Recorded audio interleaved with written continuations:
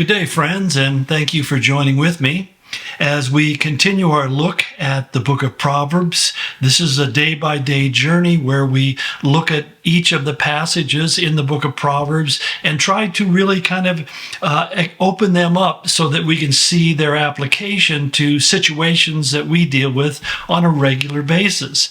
In fact, as we look at chapter 5 and verses 1 and 2, Solomon says to his son, "My son, pay attention to my wisdom and listen well to my words of insight, that you may maintain discretion and your lips may preserve knowledge."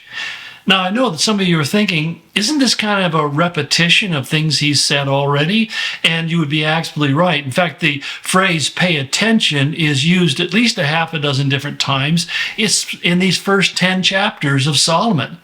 And we need to think about these chapters not as being a continuum of teaching, but rather as individual letters, that each chapter kind of forms a personal letter written by Solomon to his son, and to be guidance for him through the various stages and maturity of his life.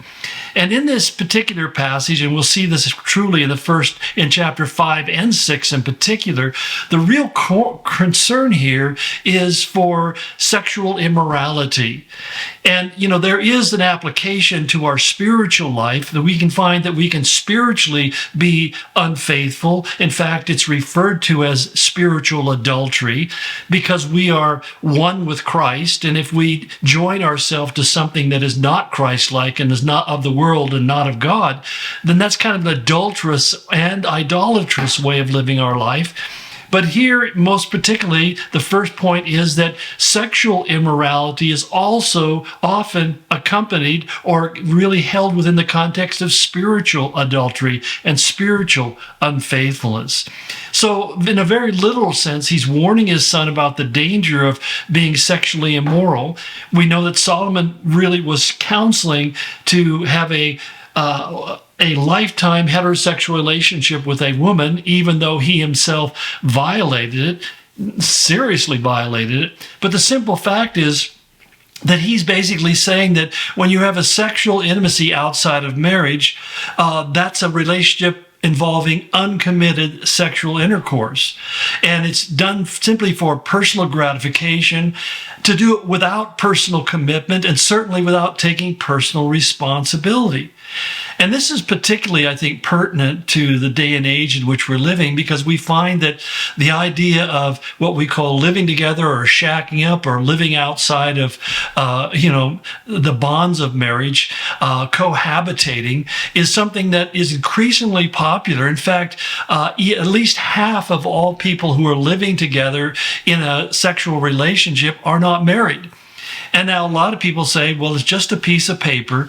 But that's kind of a cop-out, because so is the title to your car and the title to your home and many other pieces of paper, contracts that you sign. They're really just pieces of paper, but your signature being attached to it is a commitment that you're making to follow a certain guideline of rules and behavior.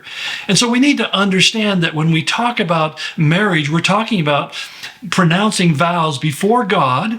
In other words, you're promising to God that we're going to do something. And Solomon later on in Ecclesiastes says, be careful that you don't make a vow to God and not keep it, because you'll suffer the consequences. Well, so we're making a vow to God in front of family and friends so that they are witnesses of our commitment to God, not just to one another, but more importantly, to God together. And then lastly, we're signing the marriage vow, which stands as an everlasting contract and proof of our lifetime commitment to this other person. And one of the things we're finding just by simple studies into the issue of cohabitation, that it's probably one of the most unwise things that you can do, because what cohabitation does is it reduces sex just to sex. It becomes a physical act, not a relational or a moral act. It's just something you engage to for the simple purpose of pleasure. And we find that when it's done outside of marriage, it's kind of like easy come, easy go. That's why we find the breakup rate for couples, even divorce amongst couples who eventually do marry, is 50% higher than people who have cohabitated, who haven't cohabitated before they were married. And so part of the problem of people living together is it's really not a real relationship. It's different in every regard because you're basically test driving the relationship. In fact, I've heard people using that very terminology. We're just giving it a test drive.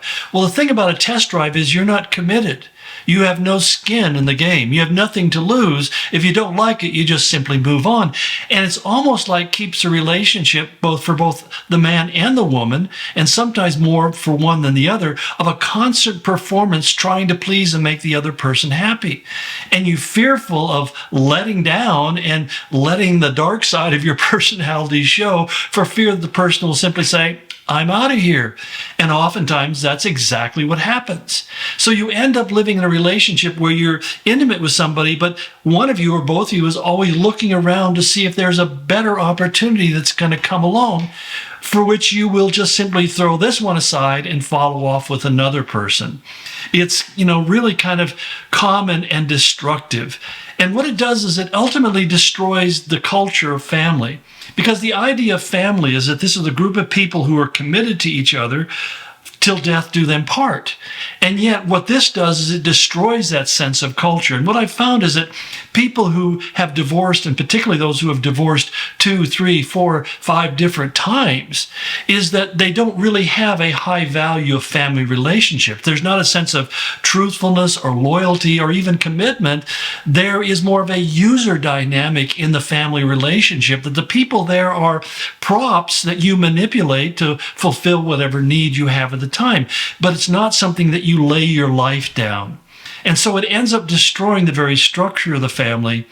And in the end, a person who is just living together or has this non-committed relationship also ends up not developing the kind of character depth that comes with a committed relationship. Because the idea of a committed relationship is that I'm staying here even though it's not always fun.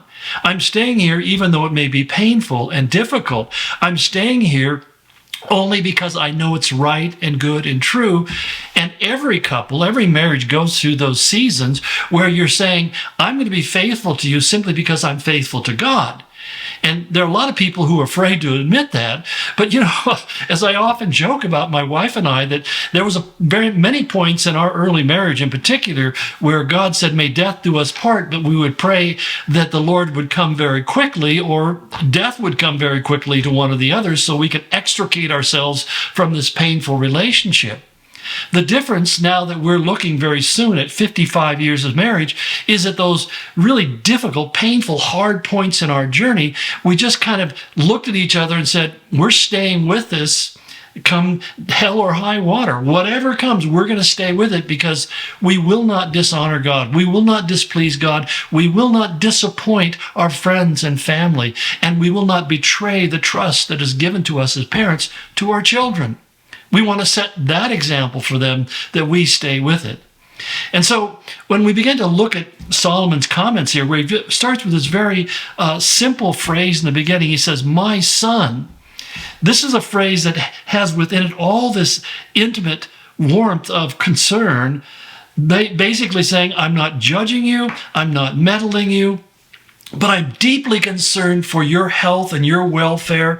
As it says in places like Deuteronomy 5 and Deuteronomy 8, he says that it may go well with you in this world, that it may go well with you, that your life will be blessed.